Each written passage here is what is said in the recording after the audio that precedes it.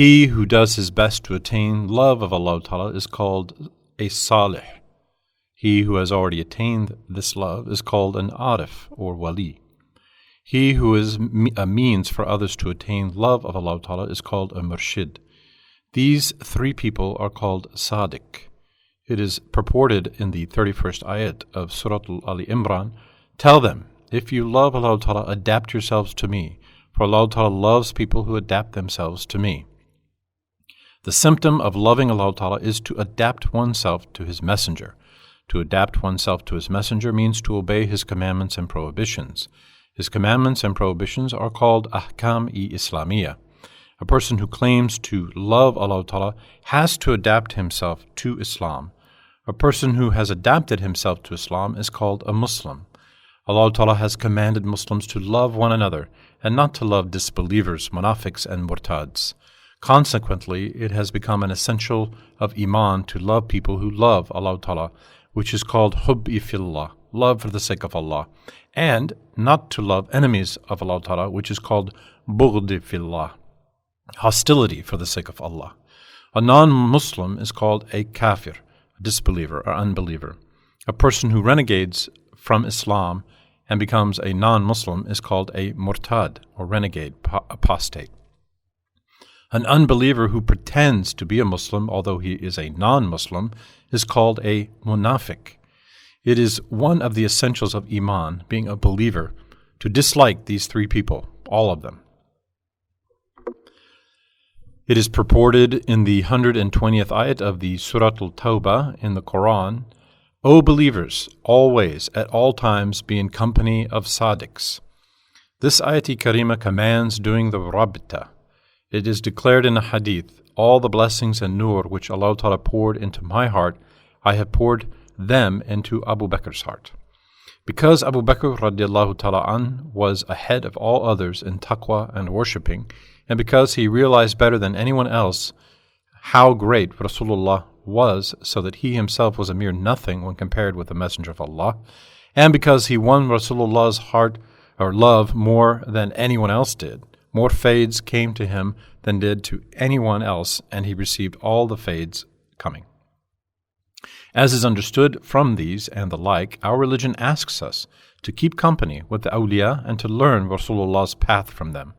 The Ashab-i Kiram, the companions of the Prophet, and the Tabi'in Izam, people who saw the Ashab-i Kiram, are called Salaf Salihin. The Ahl Sunnat savants who succeeded them and who lived until the end of the 400th year of the Hijrah are called the Khalaf-i Sadiqin. Khalaf-i Sadiqin always followed the Salaf-i Salihin in the knowledge pertaining to faith, deeds, and heart. They never deviated from the way of the Salaf Salihin. It appeared to be impossible to see Insan-i Kamil's perfect guides after the year 1400.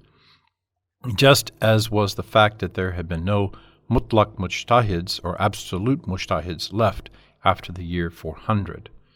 Until doomsday, however, there will be mujaddids, or rahmatullahi ta'ala alayhim ajmain, who may not have attained the grades of awliya or mujtahids on the earth. These mujaddids will spread the books of the mujtahids all over the world and restore the teachings of the Ahl Sunnah and the right way, which will have been forgotten by people. They will answer the slanders and lies of the people of Bid'ah, heretics, false men of Tasawwuf, Zindiqs, and impostors of science and religion, with whom the entire world will be rife. People who find and read the books of the mujaddids will attain happiness in this world and in the hereafter.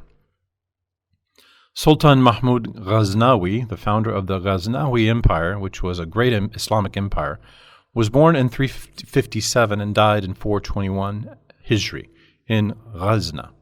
One day, this great emperor of Asia visited Hazrat Abul Hasan-i Qarqani, one of the higher ones of the awliya.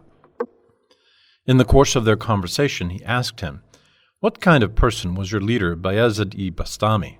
Hazrat Shaykh answered, "Bayazid was such a perfect wali that those who saw him attained the right way. They joined people loved by Allah Ta'ala." Sultan Mahmud did not like this answer. He said, "People such as Abu Jahl and Abu Lahab saw Rasulullah, the Sayyid of the universe, many times. Despite this fact, They did not come around to the right course. How can you say that those who saw your sheikh came around to the right course?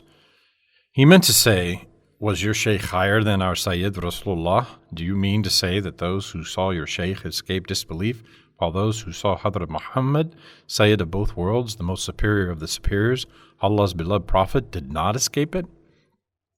Hadrat Abul Hasan said, the idiots Abu Jahl and Abu Lahab did not see Allah's beloved Prophet, our Master Muhammad, who is the highest of mankind. They saw Muhammad, who was the orphan of Abu Talib and the son of Abdullah. They saw him from that point of view. If they had seen him as Abu Bakr Sâdiq did, they would have escaped disbelief, thus attaining perfection like him. Allah Ta'ala, to point out this subtlety, declared in the 197th ayat of Surah Al-A'raf, you see them look at you. They cannot understand you. They do not see your superiority. Sultan Mahmud Khan, rahmatullahi ta'ala, liked this answer very much.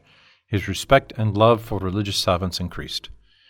No matter what one's rank or position, it must be understood that he who attacks Islam is ignorant religiously. He knows nothing about the Islamic religion.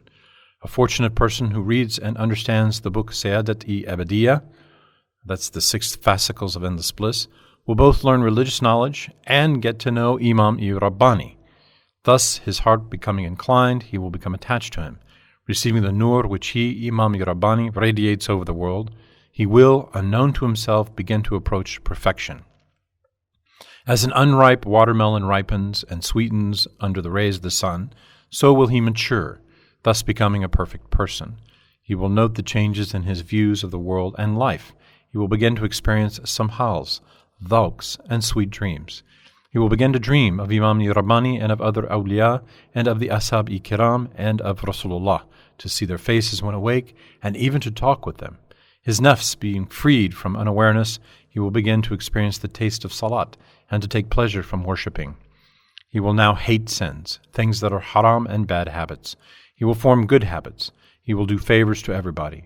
He will be useful for society, for people. He will attain and will also make others attain eternal felicity.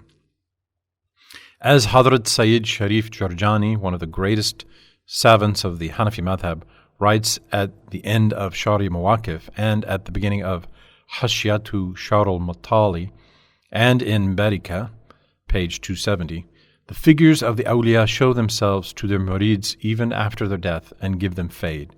To see them and receive fade is not easy. It is necessary to hold the belief of Ahl Sunnah by learning it from books, to obey the Ahkam-i Islamiyya and to like and to respect the awliya.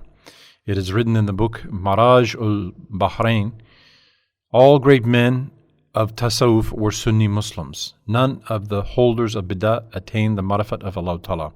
The nur of wilayat did not enter their hearts. The darkness of bid'ats in practices pertaining to worship as well as in tenets of belief prevented the nur of wilayat from entering their hearts. Unless the dirt of bid'ah is removed from the heart, and if the heart is not ornamented with the Ahl Sunnah belief, the rays of the sun of a hakika will not enter the heart. Such a heart will not be illuminated by the nur of yaqeen. See Makatib-i Sharifa, letter 69.